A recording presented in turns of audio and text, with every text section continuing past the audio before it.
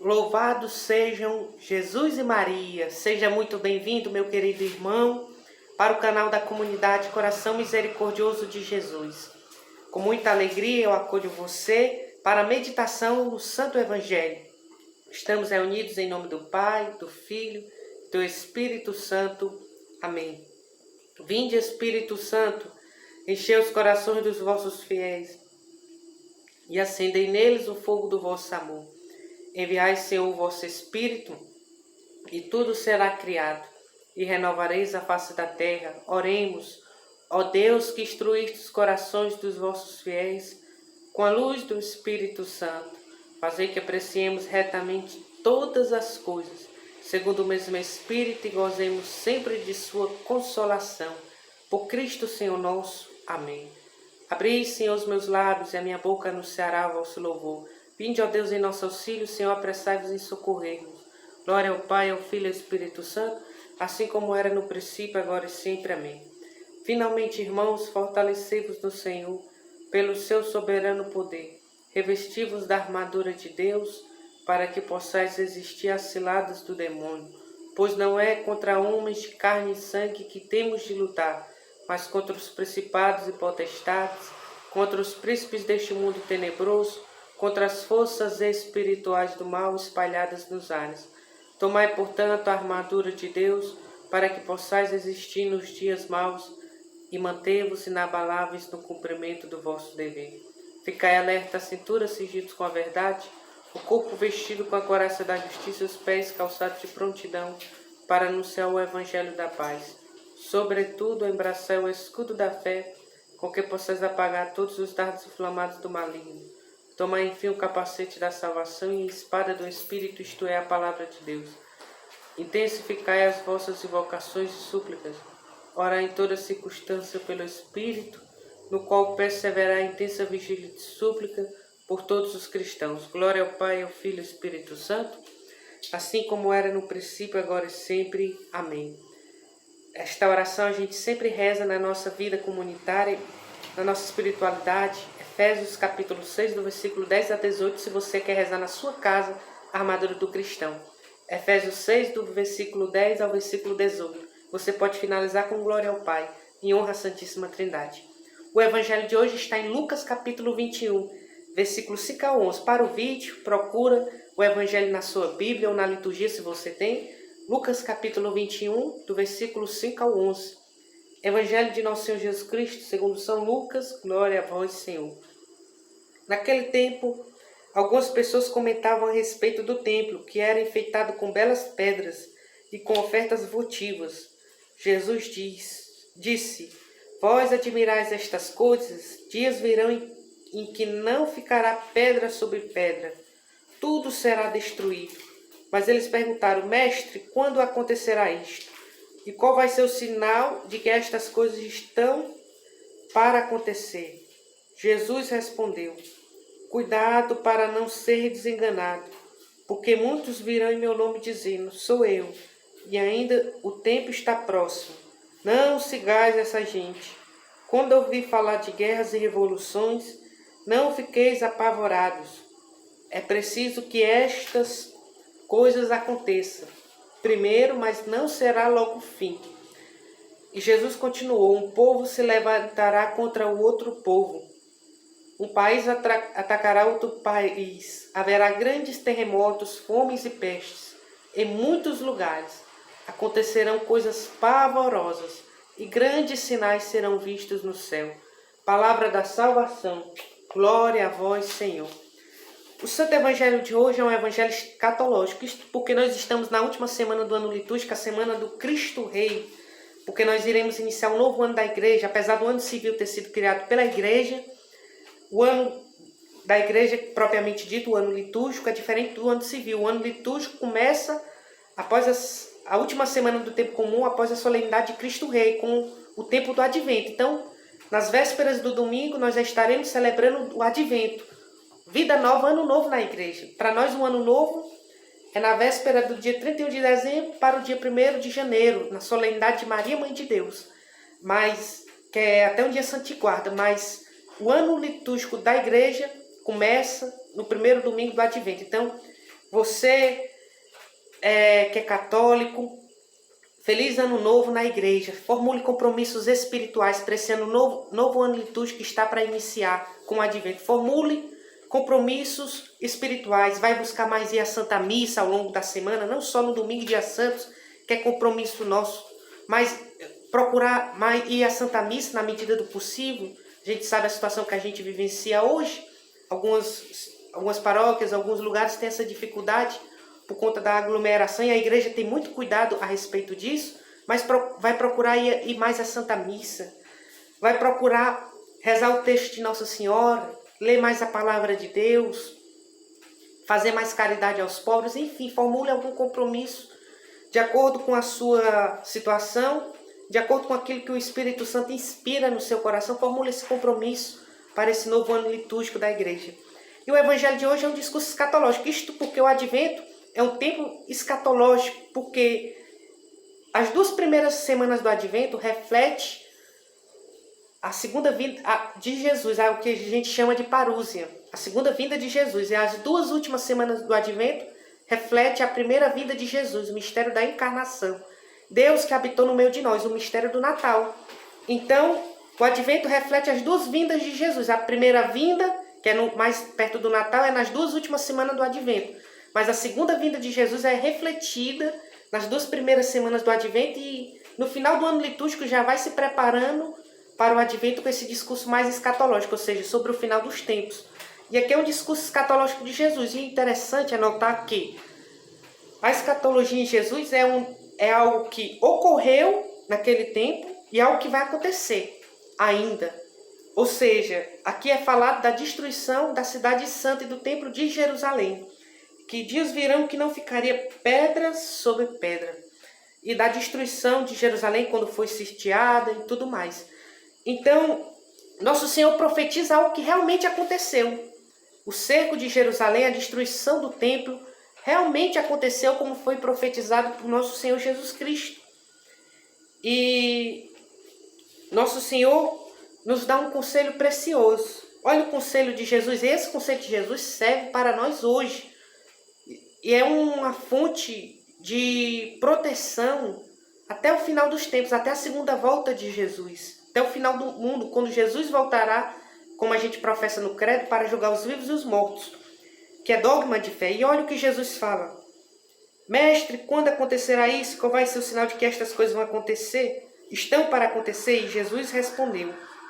Cuidado para não ser desenganados, porque muitos virão em meu nome dizendo sou eu, e ainda o tempo está próximo, não sigais essa gente. Olha o conselho de Jesus, que Jesus fala para nós, cuidado para não ser desenganado. Então é verdade que muitos dizem e falam em nome de Jesus, mas nem por isso significa que estão do lado de Jesus. Jesus nos adverte isso, cuidado com as falsas seitas. Cuidado com as falsas seitas que muitas vezes usam o nome de Jesus, mas não estão do lado de Jesus. E uma coisa bem concreta que a gente não pode relativizar. A única igreja fundada por Nosso Senhor Jesus Cristo foi a Igreja Católica. Mateus capítulo 16, versículo 16 ao 20. Tu és Pedro, e sobre esta pedra eu edificarei a minha igreja. É a única igreja fundada por Nosso Senhor Jesus Cristo, que vem dos apóstolos e que tem a promessa da assistência divina até o fim dos tempos. Isso não quer dizer que na igreja não tenha pecadores. Sim, a igreja é santa. Nós é que somos pecadores. A igreja é santa, como está no catecismo da Igreja Católica. No catecismo não está a igreja santa e pecadora. No catecismo está a igreja santa, uma santa igreja católica. Pecadores somos nós. Nós é que somos os pecadores. E fazemos parte desta igreja que é santa. Como fala São Paulo, a igreja santa, coluna e sustentáculo da verdade. E interessante é que esta é a igreja deixada por Nosso Senhor Jesus Cristo. Então, cuidado para não ser enganado. Fulano fala de Cristo. Isso fala de Cristo. Respeite. Não precisa discutir. Não precisa brigar. Defenda a sua fé, sim. Porque se a igreja é sua mãe, você deve defender a sua mãe. Defenda a sua fé. Fale da sua fé. Testemunhe a sua fé. E, acima de tudo, viva a sua fé. Viva a sua fé. Porque é riquíssima a fé católica. É uma fé que é ceifada, ervada no sangue dos mártires. E acima de tudo no sangue de Nosso Senhor Jesus Cristo na cruz, quando Ele funda a igreja. Então, Esta é a igreja de nosso Senhor Jesus Cristo. Então, cuidado para não ser enganado pelos falsos profetas, pelos charlatões, que existe muito presente hoje, nos tempos atuais. Nosso Senhor fala também que, quando ouvides falar de guerras, revoluções, não fiqueis apavorados. A gente já teve 2 guerras mundiais e sempre escuta, será que vai ter uma 3ª guerra mundial? Já ouvi falar de várias revoluções. A reforma protestante, que não deixa de ser uma revolução religiosa, não deixa de ser uma revolução naquele tempo. A Revolução Francesa, a Revolução Comunista, a Revolução de mais variadas formas. A gente escutou falar de várias revoluções, de várias guerras, mas qual é o conselho que Jesus nos dá? Não fiqueis apavorados. E aqui é um conselho precioso. Não ficar apavorado. Então, cultivar a virtude teologal da esperança. E o que é a virtude teologal da esperança? O Catecismo da Igreja Católica vai nos falar, no número 1817. Catecismo da Igreja Católica, 1817, assim está escrito, sobre a virtude teologal da esperança. A esperança é a virtude teologal pelo qual desejamos como nossa felicidade o reino dos céus e a vida eterna, pondo nossa confiança nas promessas de Cristo e apoiando-nos não em nossas forças, mas no socorro da graça do Espírito Santo. Então, nossa esperança está nas promessas de Cristo, que não falha, que diz que estaria com a sua igreja até o fim dos tempos, que diz para a igreja: tu és pedra e sobre esta pedra edificarei minha igreja, e as portas do inferno não prevalecerão contra ela. Nós se apoiamos nas promessas de Cristo, nós confiamos nas promessas de Cristo, na herança eterna que Deus reservou para nós, pelo preciosíssimo sangue de Jesus derramado na cruz.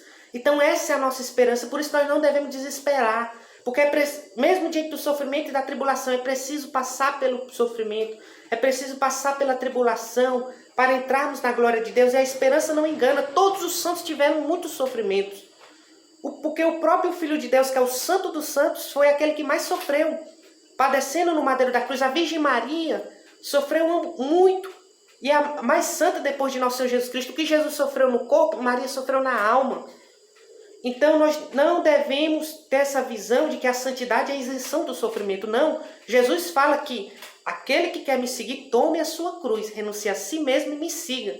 Então nosso Senhor Jesus Cristo é bem claro que o caminho da cruz, o caminho do sofrimento, faz parte do caminho que nos prepara para o reino dos céus. Esta é a nossa esperança. Muito mais do que ir para o céu pelo céu. É contemplar Deus, é ver Deus, é estar na presença de Deus. Pelo que Deus é, amor. Pelo que Deus é, o único Deus. E é essa alegria que deve nos motivar, é esta certeza que deve nos motivar. Isto é virtude teologal, é dom de Deus. É Deus quem infundiu em nós no batismo e quer reavivar em nós essa virtude teologal da esperança. Se nós tivermos ela, nós não iremos nos apavorar. Nós não iremos ficar desesperados, porque o desespero significa falta de esperança. Então, não fique apavorado. Ou seja, cultive em você essa esperança da vida eterna, nas promessas de Cristo que não falha. Diante de guerras que já aconteceram, revoluções que já aconteceram, rumores de novas guerras, de novas revoluções, não fique desesperado. É preciso que essas coisas aconteçam primeiro, mas não será logo o fim. Então, não será logo o fim. Após essas guerras e revoluções, será logo o fim. Não, Jesus está dizendo isso no Evangelho. Um povo se levantará contra outro povo, um país atacará outro país, haverá grandes terremotos, fomes e peste. A gente está vivendo uma peste, que é esta epidemia do coronavírus. Em muitos lugares acontecerão coisas pavorosas e grandes sinais serão vistos no céu. Então, esses são sinais de que do fim dos tempos, são sinais de que nosso Senhor Jesus Cristo virá, mas não será logo o fim. Então, por isso que Jesus nos dá 2 conselhos preciosos neste Evangelho de como a gente deve reagir diante desses sinais. A gente não deve reagir com alarmismo, com desespero. Não fiqueis apavorados, mas também não sigais a qualquer um charlatão, a qualquer um enganador, a qualquer falso profeta. Não, permaneça firme na Igreja de Cristo, a Igreja Católica. Permaneça firme na sua fé, permaneça firme na esperança. Porque, como fala São Paulo, a esperança não engana, porque o Espírito Santo, o amor de Deus foi derramado em nossos corações pelo Espírito Santo que nos foi dado, Romanos 5,5. Então, meu irmão, minha irmã, permaneça firme, não perca a sua esperança, não fique apavorado. E também, como fala nosso Senhor, não sigais a qualquer um, permaneça firme na sua Igreja Católica, leia o Catecismo, participe da Santa Missa, reze mais, escute as homilias do Papa, na medida do possível a catequese da quarta, o ângelus do domingo. Viva cada vez mais a sua fé e você um dia contemplará a coroa que o Senhor lhe reserva no reino dos céus. Ou você indo primeiro ao Senhor, ou o Senhor vindo primeiro ao seu encontro. Que Deus Nosso Senhor nos abençoe e nos prepare para termos um novo ano litúrgico da igreja, no amor e na graça de Deus, e que a Virgem Maria, que é a Rainha de todos os anjos e santos, que está acima de todos os anjos e santos, que ela possa interceder para que o nosso novo ano na igreja seja repleto de graça, fidelidade e perseverança. Ave Maria, cheia de graça, o Senhor é convosco, bendita sois vós entre as mulheres, bendito é o fruto do vosso ventre, Jesus. Santa Maria, Mãe de Deus, rogai por nós pecadores, agora e na hora de nossa morte. Amém. Releia essa passagem, contemple e deixe ela frutificar na sua vida. Que Deus abençoe você hoje e sempre, em nome do Pai, do Filho e do Espírito Santo. Amém.